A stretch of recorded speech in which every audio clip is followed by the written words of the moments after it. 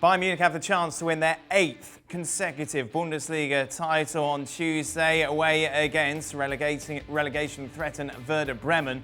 Jan and Craig back with me. Jan, are people getting bored of Bayern winning all the time?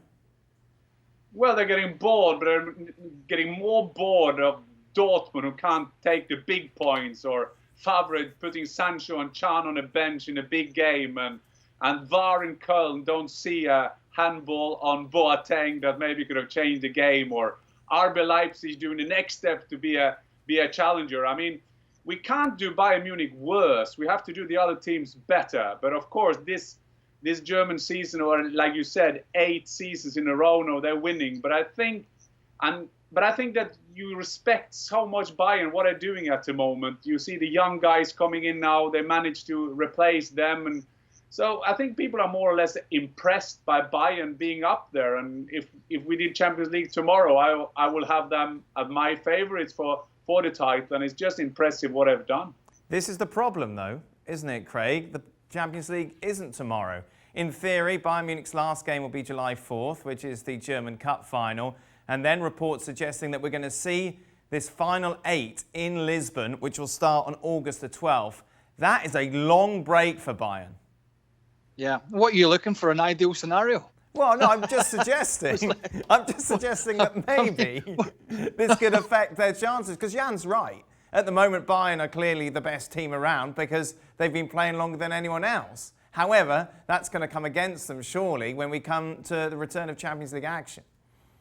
Yeah, but I think there is, and I say this lightly, I think there is some sort of diminished feeling about winning the Champions League this year. Because no, it's still exciting, isn't it? It's still good. Teams still want to win it. Well, I think so, but not in the same sense that in a normal season, because of all the scenarios. Look, we're damn lucky if we get the thing finished. We're lucky we've started again. All these leagues are starting to kick off. The Bundesliga was the first to do so. It's not an ideal scenario, and that they're one of the clubs that have been affected by it, by the fact they got up and running early. So there's not really anything they can do about that. You've got PSG that have not played at all because the French shut their football down. So it's not an ideal scenario. I get that, but they'll go away, rest for a bit, keep themselves fit, play some friendlies. And then I still think they'll be in good shape. They'll be in good shape because they've got a good coach now, and they've got a bloody good side with some good youngsters. So I think they'll just be fine. Don't you be too concerned about them, Daniel. Well, I'm more concerned about us looking ahead to Champions League matches and you go, well, it doesn't really matter this year, is it? No one really cares. Well, We're lucky we've got football. I didn't say... Well, I can go there because I think, first of all, I think we don't have to be worried about Bayern. They will have a plan already. You know the Germans, they always do that. Remember, at the one World Cup, when the England team first touched the World Cup ball after the season, and the Germans have played with the ball like for 6 months, so they will be prepared. But I don't agree with Craig. I think the Champions League, seeing 5-6 years down the road, who won the Champions League in 2020, people will be quite happy. And I'm not sure that Craig maybe talked to the Liverpool fans there, but will they feel not happy with winning the Premier League this season either?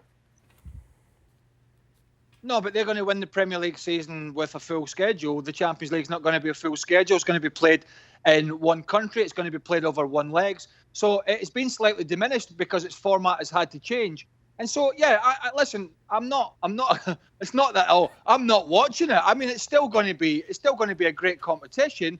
It's just not going to be as strong as it was for the reasons that I've mentioned. And, you know, if teams don't win it this year, they don't win it. I think the important thing is, more important, we get the league season finished.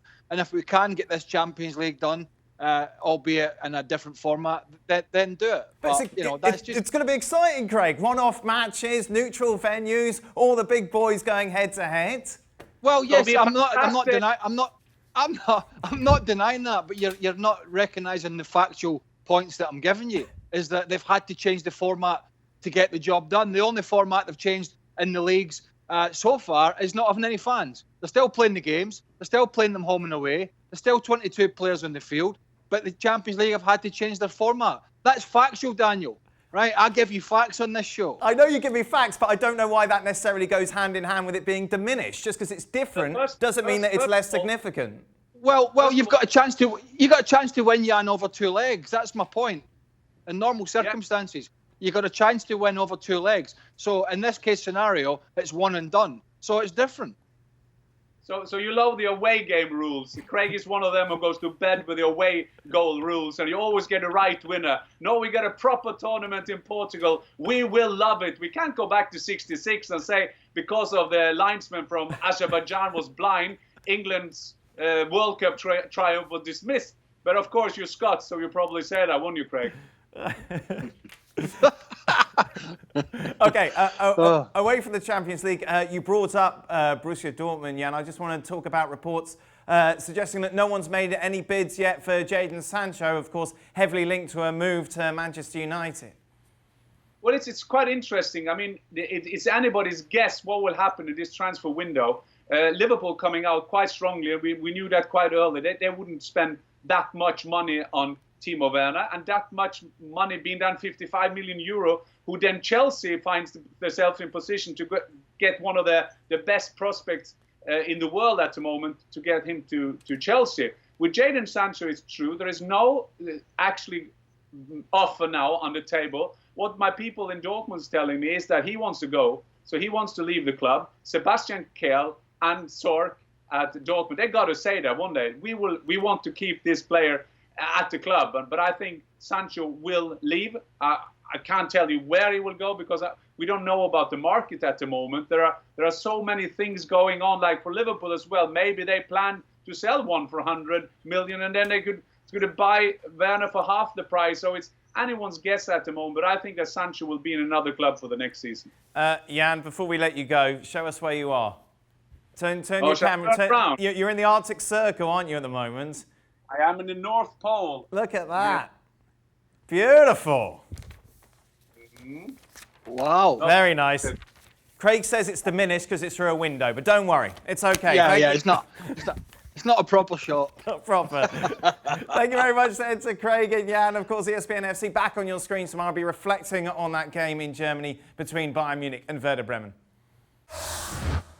Well, thank you very much for watching ESPN on YouTube. For more sports highlights and analysis, be sure to download the ESPN app. And for live streaming, premium content, and let's not forget as well, ESPN FC 7 days a week. Subscribe to ESPN+.